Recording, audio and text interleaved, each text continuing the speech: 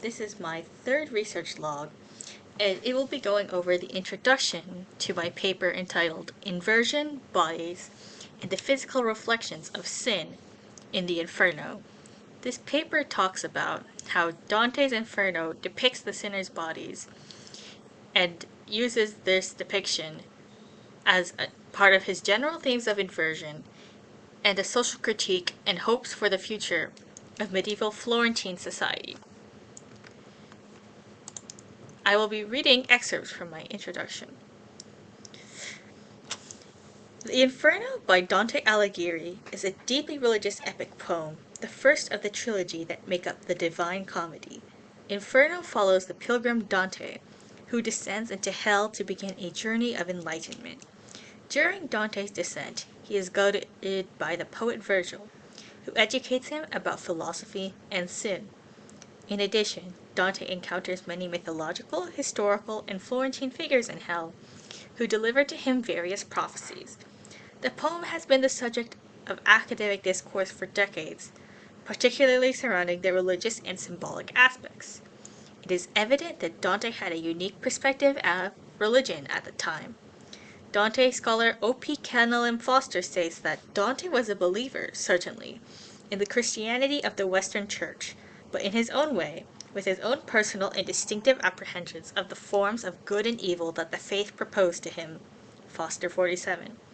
The Inferno is analyzed primarily through the lens of Dante's life, through his education, love, and personal exile.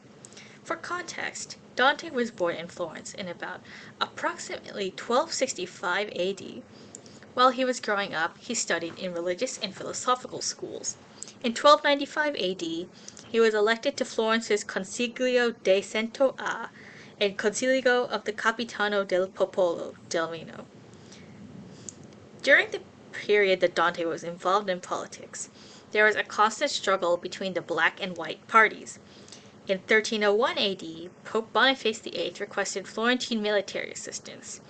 As a member of the White Party, Dante went to his location to advise him.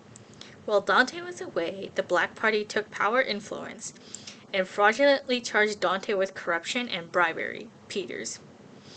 Dante refused to pay a fine and left Florence, effectively exiled under threat of death if he ever returned, Delmino. During this period of exile, Dante wrote the Inferno, as well as the rest of the Divine Comedy. Much of the analysis of Dante's spirituality, religion, and social critique comes through the lens of Dante's life. This is particularly noticeable with scholarly analysis of the various sinners Dante placed into hell, especially those that came from his personal life. Many of the various sinners Dante placed in hell were often Dante's historical or political enemies.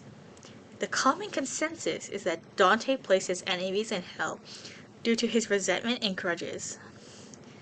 However, literary scholar John Foster Makepeace points out that Dante was above political grudges. Certain figures, such as Farinata degli Uberti, are admired for their passion and bravery. Makepeace argues that these figures are in hell, not because of their politics, but because they are tyrants, shurers, or heretics. Makepeace 384-386.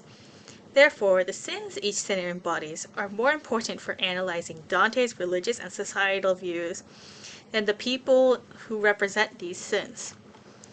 That is all I'm reading from the excerpt of my introduction.